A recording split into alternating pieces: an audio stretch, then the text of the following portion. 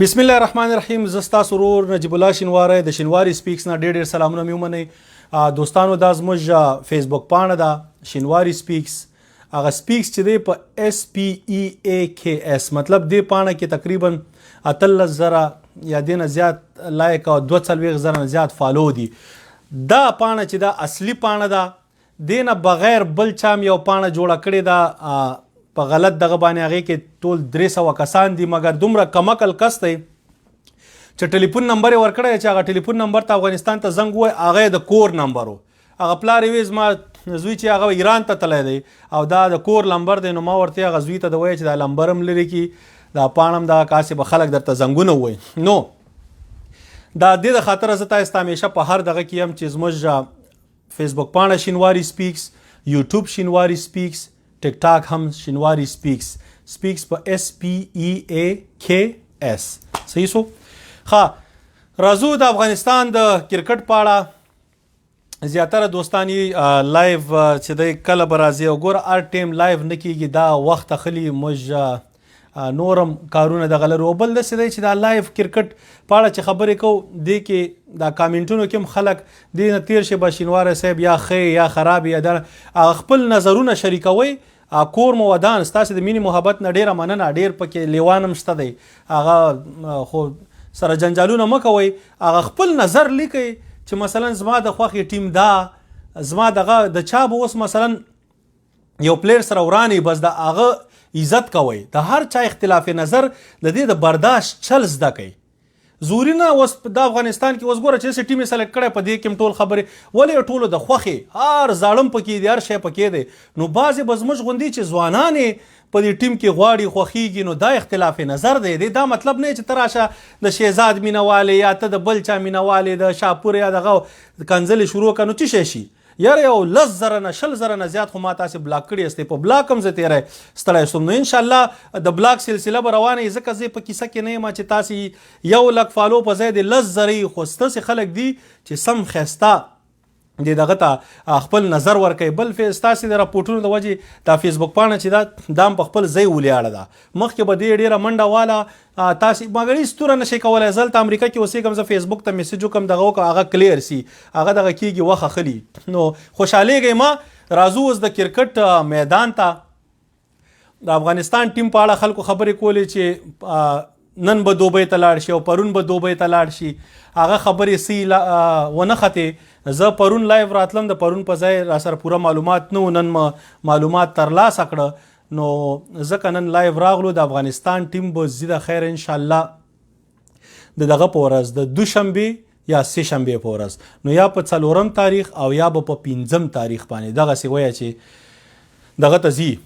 د افغانستان نه د کابل نه به قطر ایرلاین کې قطر ایرویز کې قطر ته ځي. هلته دغه فلایټ چې دی دا د په موږ باندې هېڅ خرچه نه راځي. دا ټول د قطر د طرف نه فری دی. هلته به یو شپه دوی قطر کې راځي هغې ځای نه به بیا ICC ورته سلسله کوي چې دوبۍ ته کوشش به دی چې دوبۍ ته لاړ سو خو که دوبۍ نه وه ابودبۍ کې به هلته یي دا به پریکټس کوي.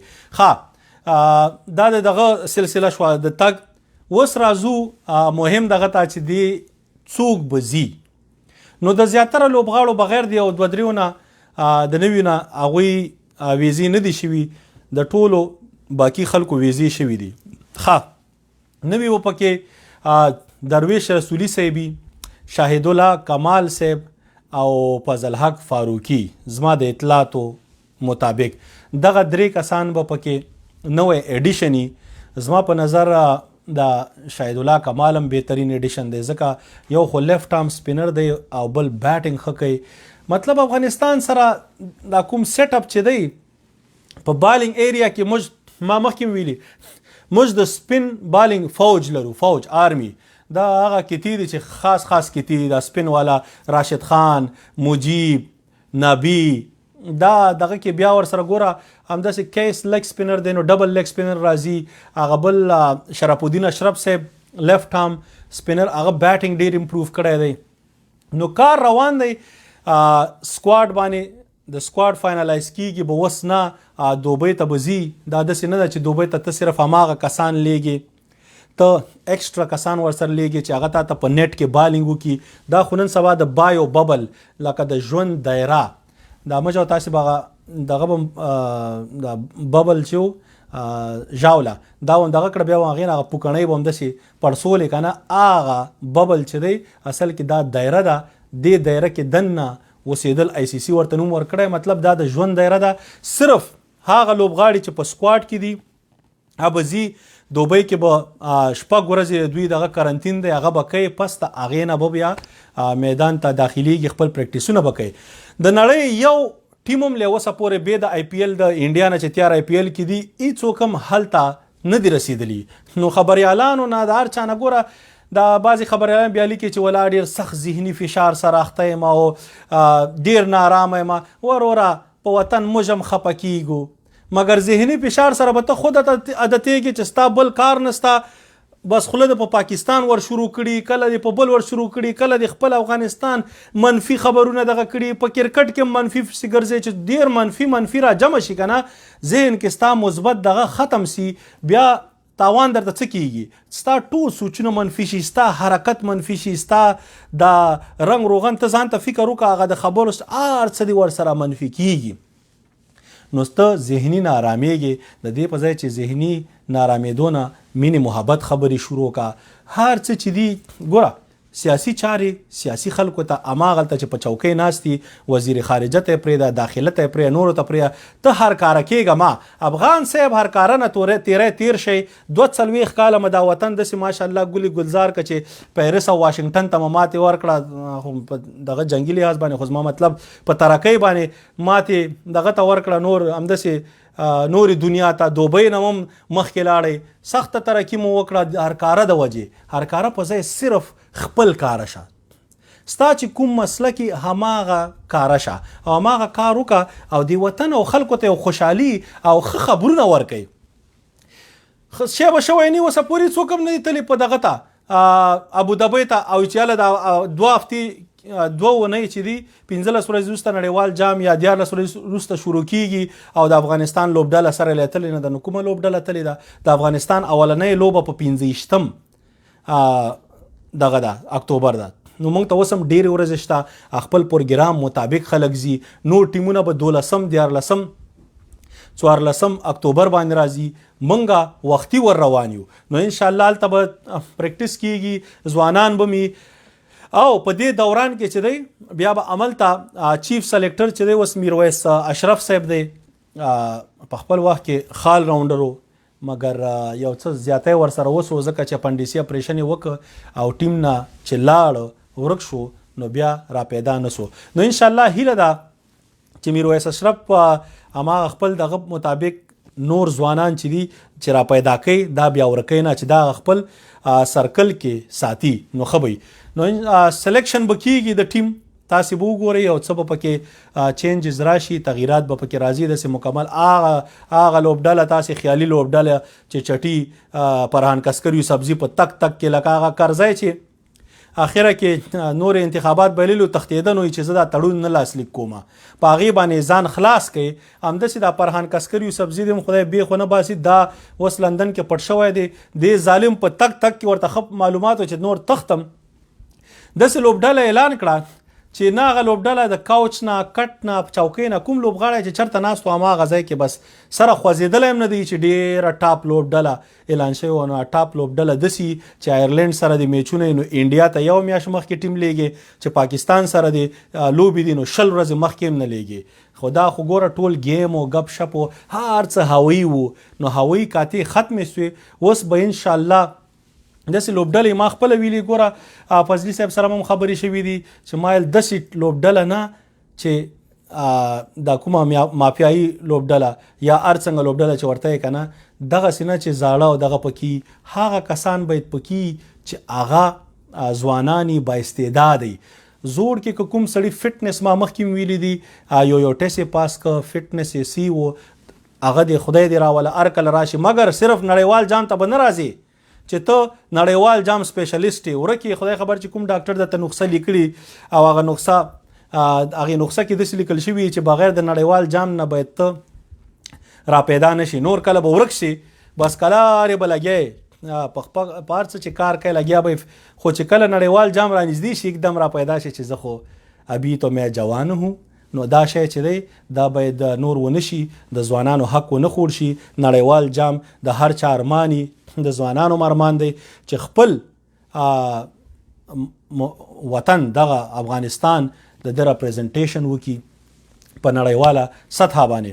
نو ان شاء الله نږدې وختونو کې به تاسو وګورئ چې ټیم کې به یو څه تغییرات هم راشي او ټیم به یو ځل بیا ورته چې د دوشنبې په ورځ چې 4 تاریخ راځي زما په نظر باندې او یا سه شنبه 5 تاریخ، نو دغه د اکتوبر ان شاء الله دې زینب د افغانستان نه بزی قطر ایرویز ته. قطر والا هم خدي زمشخه انډي والان شوی دي لیخه شو، بیا د قطر نه به دوبۍ ته ځي، پسې به بیا د آی سی سی شپږ ورځې کرنټین او پریکټیسونه به کوي، پس ته پریکټیس نه به میدان ته وردانګي. نو خدای دې وکړي پیچونه خو تاسې کتلی دي، هغسې پیچونه دي په آی پی ایل کې ګورو اخیری حالاتو کې داسې خبره راغله چې نن د ممبئی او دلی په شارجا کې د شارجا واړه ګراوندونه دي، بونډرینې دي وړې او بیټینګ فلیټ وکټه وه، هغې کې نن ممبئی انډینز 113 رنزې وکړې او دغه د ډیلی کیپټل هم 5 آوټ کړه. نو مطلب پیچونه به نورم خرابېږي. زموږ سپینرانو دپاره بهترین موقع ده چې مونږ ته میچونه وګټي. کیدای شي مونږه بعضې وختونو کې ما خو ورته مخکې ویلي چې 140 150 رنزې زموږ دپاره ښې رنزې ډیفینډ کولی شو، مګر دې دپاره باید پلانینګ ولري. یو بل خبر در سره شریکوم رښتیا پلانینګ د خاطره انډي فلاور د پخوانی د انګلستان کوچ و، هغه به اوس د افغانستان بیټینګ کنسلټنټي د نړیوال جام دپاره. نو نړیوال جام کې به انډي فلاور زموږ او ستاسې بیټینګ کنسلټنټي پلانینګ پورې مرتبه ډېر ښه سټریټیجست دی. افغانستان دپاره داسې یو پلانر پکار دی چې ورته تاته یو گیم پلان درکړي چې وروره 8 اورو کې 9 اورو کې کیپټلایزیشن وکړه، راشه په شروعات وکړه، څومره چې شاټونه والی شي ښه ده، څومره بیا د 8-9 اورو نه وروسته تر 15 دغه شپږ اورونه چې دي دې کې بیا سټرایک روټیشن کوه، یو نیم بونډري که راغله نو مګر که دې شپږ اورو کې 30 بالونه باندې تا 40 رنزې هم وکړې او په اول 9 اورو کې تا 80 رنزې وکړې، سیکنډ 6 اورو کې تا 40 وکړې، دا 120 شوې، اخیری 15 اوره 30 بالونو باندې ایزیلی چې تا سره وکټي 50 رنزیم کیږي، که 40 هم وکړي نو 160 170 دا یو بهترین ټارګټ دی.